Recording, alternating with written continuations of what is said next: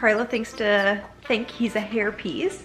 He's liking my curled hair and just hanging out there.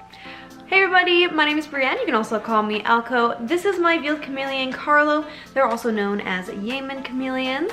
And this video is gonna be about things you should consider before getting a chameleon. Now, I know there's a lot of videos out there, but this video is gonna be on my perspective and what I think the general population wanting to get a chameleon should consider beforehand. So normally when someone first is considered about getting a chameleon, I always tell them they have to figure out if they can afford it. Now, you have to take into consideration that the chameleon's cage is gonna cost you money. The accessories that you're gonna need for your chameleon that go inside your cage are gonna cost you a lot of money. Some people, even for their cage, they get a smaller cage and then they transfer to a larger cage later in life. So can you afford 2 cages for your chameleon? I normally recommend just buying one big cage, just because then you won't have to upgrade later down the line. But other than that too, you also have to consider lighting. So you have to buy the UVB lighting, you have to buy the dome that it goes in it. You also do have to get a basking light. You have to buy the meters, like the hydrometer, the thermometer, just so that you can monitor the heat in your chameleon's cage and the humidity in your chameleon's cage. You also have to consider getting a misting system or something to mist your chameleon. So not only do you have to realize the housing cost for your chameleon, you also have to consider the food it eats, because it eats live insects. Chameleons are insectivores. They don't eat dead insects. They normally won't take any fruit or vegetables, so you will have to feed them live insects. Now, if you are very squeamish, you don't like touching crickets, you don't like touching like worms or any type of insect, I don't think a chameleon is meant for you. And another thing you have to consider as well is that, are you gonna have enough money for vet bills? So chameleons, they're very fragile reptiles. They can get sick if you don't have the proper care for them or enclosure for them. Are you gonna be able to afford those vet bills? If not, I wouldn't get a chameleon. So another topic that you have to consider before you get a chameleon is, are they gonna fit in your lifestyle? Now, chameleons, if you don't have a misting system, you're gonna have to spray them every once in a while so that they have a water source in order for them to drink and stay hydrated, and for their enclosure to stay humid enough. Maybe you go on vacation a lot. If you go on a lot of vacations and away from home a lot, do you have someone that's able to look after your chameleon? If you don't, what are you gonna do? Who's gonna take care of your chameleon?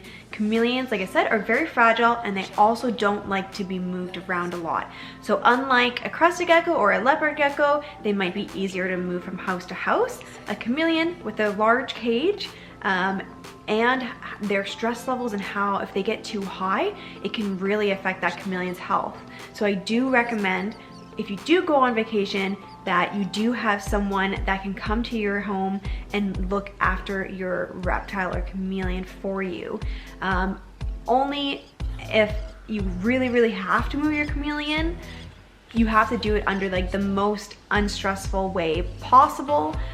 There's a lot of good forums and good reptile breeders that can definitely educate you on doing that.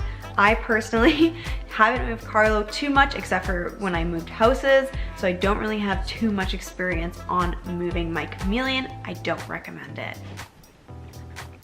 Thirdly, another thing you have to consider is, are you okay with having a reptile that's a look but no touch kind of pet? So a lot of people will think, oh my god, this reptile's so cool, I want to get a chameleon, they have cool coloration, I like their tongue and how they eat. Well, truth be told, Carlo doesn't like being taken out of his cage. I only take him out every once in a while just so that he's kind of gets used to my handling. But chameleons, 90% of the time, they're not gonna wanna be held. So if you are okay with having maybe your chameleon cage in your room and just staring at it or just getting people to view your chameleon but not take him out or her out of their cage a lot, then I would recommend getting chameleon. But you do also have to kind of take a step back, and when you're buying that chameleon, you have to kind of already think, okay, chameleons are territorial, they don't like being taken out of their cage. My chameleon might be an asshole. My chameleon might not want me to touch him or her at all.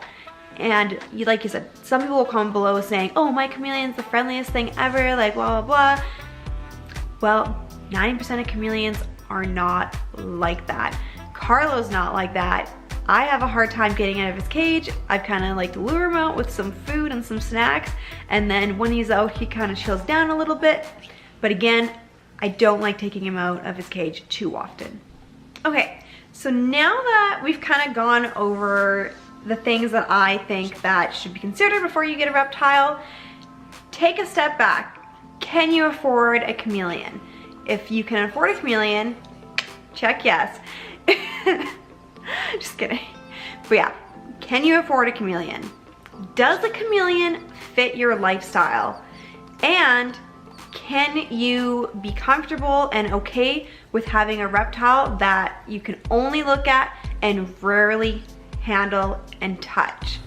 Now, if you said yes to all those, I would say go ahead and get your chameleon, because they're beautiful pets with pretty interesting, ow, he's taking my ear, but they have pretty interesting personalities, and I love Carlo to bits. I've had him since 2017. He's my baby, my first reptile.